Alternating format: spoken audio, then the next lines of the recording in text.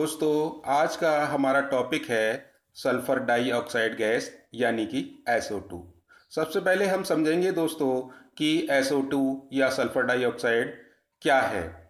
तो sulphur dioxide एक रंगीन तीक्ष्ण गंध वाली विषैली गैस होती है दोस्तों, जो कि एक प्रमुख एयर पॉल्यूटेंट के रूप में हमारे एटमॉस्फेयर में पाई जाती है। इसके एक मॉलिक्यूल में एक सल्फर यानी कि गंधक का परमाणु तथा दो ऑक्सीजन के परमाणु होते हैं। यह गैस अन्य पदार्थों के साथ क्रिया करके स्मॉग यानी धुंध बनाती है, जिससे हमारी विजिबिलिटी पर प्रभाव पड़ता है दोस्तों। आप समझते हैं दोस्तों कि ये आती कहाँ से है। ये गैस मुख्यतः फॉसिल्स फ्यूल अर्थात जीवाश्म ईंधन जैसे कोल, ऑयल, डीजल आदि के जलने पर तथा जिन पदार्थों में गंधक होती है उन पदार्थों के जलने पर एवं वॉल्केनिक एक्टिविटीज से निकलती है और ये हमारे पर्यावरण को प्रदूषित करती है दोस्तों। अब दोस्तों देखते हैं कि इसका स्रोत क्या है। सबसे इसका मुख्य स्रोत है motor vehicle, factories, thermal power stations से निकलने वाला धुआं, metal processing and smelting plant यानी कि जहां पर धातुओं की ढलाई होती है, ऐसी जो प्लांट्स होते हैं वो भी इसका एक मुख्य स्रोत होते हैं। और डीजल व्हीकल और इक्विपमेंट्स यानी कि डीजल से चलने वाले व्हीकल और कुछ उपकरण भी इसका स्रोत होते हैं।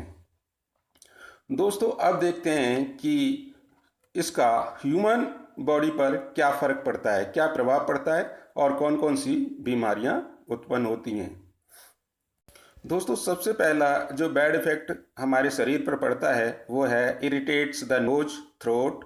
हमारे गले और नाक में खुजली होती है और शॉर्टनेस ऑफ ब्रीथ, और हमारी जो सांस लेने की जो क्षमता है वो कम हो जाती है और हमारी छाती के चारों तरफ एक टाइटनेस की फीलिंग होती है।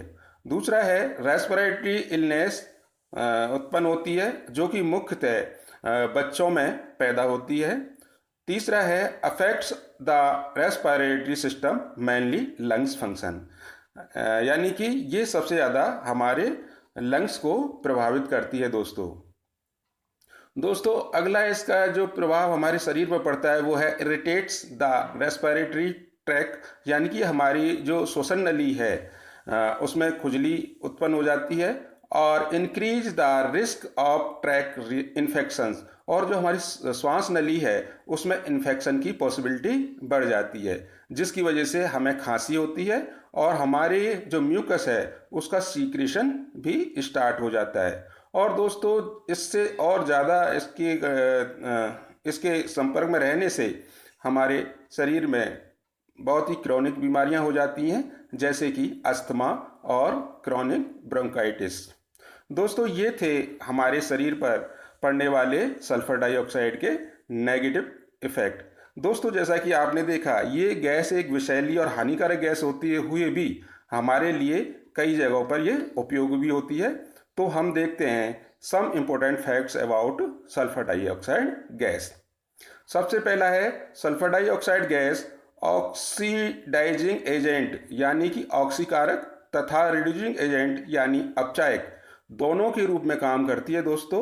ऑक्सीडाइजिंग एजेंट वे पदार्थ होते हैं जो कि दूसरे पदार्थों को ऑक्सीजन प्रोवाइड कराते हैं अर्थात देते हैं, और रिड्यूसिंग एजेंट वे पदार्थ होते हैं जो दूसरे पदार्थों से ऑक्सीजन लेते हैं। नेक्स्ट है दोस्तों सल्फर डाइऑक्साइड गैस जल में घुलनशील होती है, जो कि जो वर्षा जल होता है उसके साथ घुलकर और सल्फ्यूरिक एसिड बनाती है, जो कि जो रेन होती है उसका ये मुख्य यानी कि एसिड रेन का मुख्य घटक होती है दोस्तों।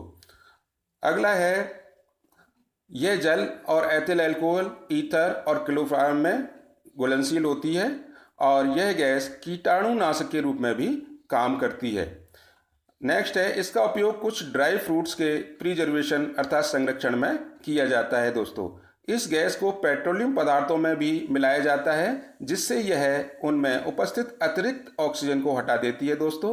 जिससे उन पाइपों में रस्ट नहीं लगती जिनके द्वारा ये पदार्थ एक स्थान से दूसरे स्थान तक ले जाए जाते हैं।